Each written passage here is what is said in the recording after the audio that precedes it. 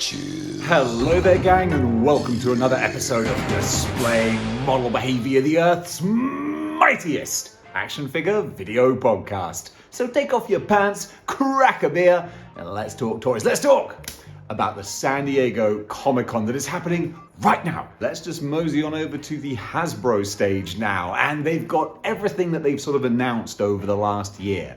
So nothing brand spanking new that we haven't seen before, but a lot of stuff that we're kind of getting hyped for. First of all, we've got the Infinity Ultron wave, which it feels like we've been waiting for years now, but you know, we still don't have that final character who we all assume is She-Hulk, but everything else is on display there. I don't think the Mr. Knight figure looks so good with his jacket kind of popping off around his shoulders, but the rest of the sculpting looks okay. Clint Barton and the other Hawkeye, Kate Bishop, that's it, Kate Bishop. I think their purples pop really nicely, nice bright purples. They look really cool, but on the whole, this is a wave that definitely I can save my money and I can let that one pass me by. And then we have Hasbro's counter to the Select Apocalypse with their own Apocalypse, who does look great and looks different enough from the Select that you could totally justify two of them, which I think I might have to do.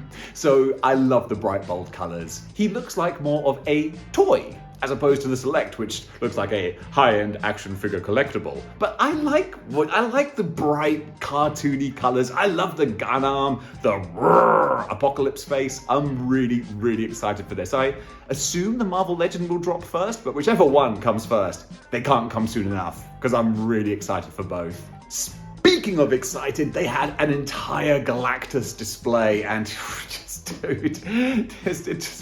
looks so beautiful, and it's gonna be mine soon. It's gonna be a lot of ours soon. We ordered a lot of those Galactuses, Galacti.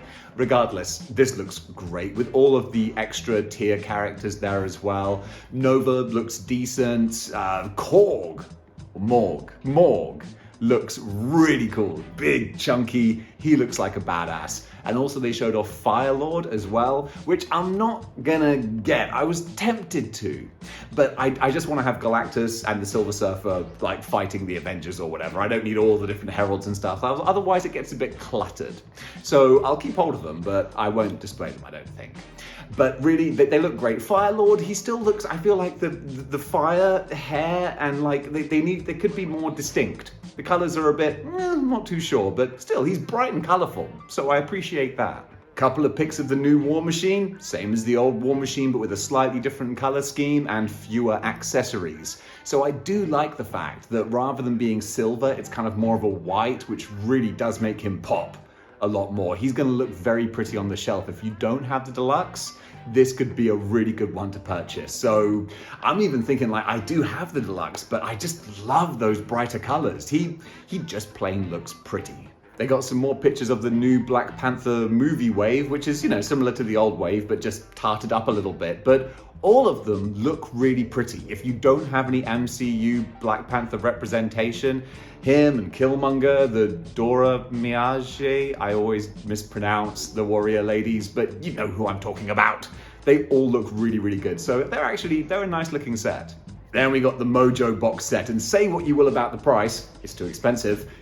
They do look nice. I think Longshot, the hair and just the way that they've captured him, he looks great. Along with Dazzler, speaking of the hair again, just the hair, the facial features and sculpt, I think it's really, really pretty.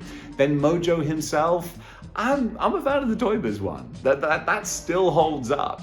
But as a box set, like, they do look pretty. I love just the design, the graphics, the way that it's been put together, real creativity. So I give big props for that, but just not so much to make me part with my money. Then we get a nice showcase of the Vhs Collection, and this has been displayed beautifully with all the boxes lined up like VHS tapes on a VHS player, of course. And yeah, they look great together. I gotta say, as I was saying earlier, the figures, when they're all put together in a display, they always look lovely. So that's super cool. Even Morph, who I hate with a fiery passion, he looks cool. He looks like a maniacal looking diddler. Like he's got a very expressive face. So I love the display they've done there.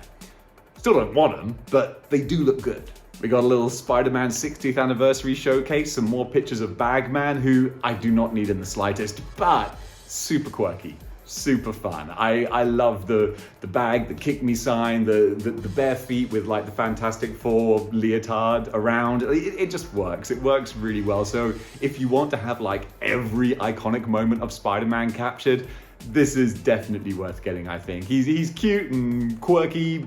I like it. And then also they showed some pictures of the Doc Ock and Silk 2-pack.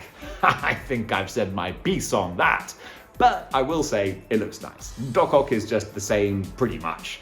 And then Silk, it is the new body. The head sculpt looks very pretty, so they're nice in their own right. Just doesn't justify a 2-pack. Noir and Spider-Ham, they look really great. I love the way that they've done the animated style of Noir. It looks like a three-dimensional cel-shaded, properly cel-shaded kind of character, just popped right off the screen. I dig that. Still don't know why we're getting another Spider-Ham, because they did Spider-Ham already with Gwen, so that's really odd, but you know, Hasbro's gonna Hasbro, I guess. It's like you're gonna charge us insane amounts for very little and then just throw in an extra big lump of plastic for no particular reason. It is what it is. But yeah, they look fine.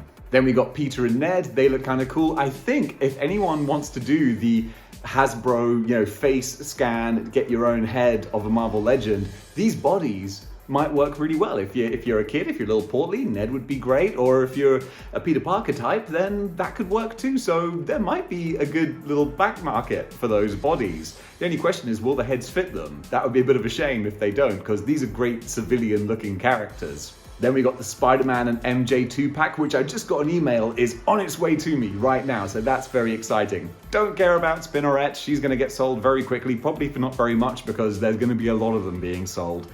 But as a definitive comic book Marvel Legends Spider-Man, cannot wait to get my hands on this guy. Then we got Iron Spider and Japanese Spider-Man. Gotta say, Iron Spider, I was so on the shelf or on the fence about getting, but ultimately I passed, and I'm like, I'm happy I did. I'm just not that into the look.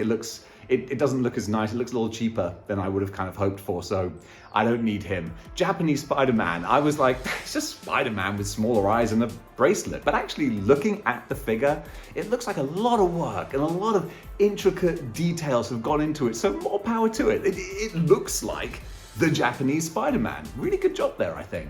Then we got the Venom and Null 2-pack on display, and it still looks so great. Venom looks incredible with the wings. Just, again, a real shame that you can't fit the wings on Null, because he's been shown with wings before. It would make perfect sense. They just needed a couple of ports in the back, because I'm going to display Venom as just regular Venom. I don't need the wings, but it's such a shame to not show them off, because they are great. I might see if I can fudge them onto Null somehow, because that will look awesome. But this 2-pack together looks really, really great. They also showed Future Foundation Stealth Spider-Man, but literally, who cares about that? Probably one of the worst figures of the year. Then we got a little showpiece for the new Toad figure, massively overpriced for what it is, I think, and they showed him next to the original Toy Biz one. It's kind of funny to see the 20-year difference, but look at the Toy Biz one and go, there's a lot more detailing and sculpt work on that. Maybe the articulation isn't as good, but have we come that far in 20 years? Prices have. And then we're going to finish with a lizard showcase, and this is actually a strong one to finish on because I was so disappointed at the initial reveal, but looking at these pictures, I don't know, I'm seeing him in a different light, and I really like what I'm seeing. I'm very happy with how he looks. I think once I get him on the shelf with my other classic Spider villains, he's going to fit right in. I'm really turning around on the lizard. I think he looks pretty cool. And guys, that does it for my review of San Diego Comic-Con. What did you think about the items covered? Comment below. Let me know. And if you like what you see here and you want to see more, then you know what you gotta do. You gotta join the 6-1 Clicks by clicking the like, share, and subscribe buttons. So guys, thanks very much for watching. I'm gonna recreate the con experience by going to the kitchen now and queuing for 2 hours to spend £10 on a can of Coke. So until next time, keep displaying model behavior.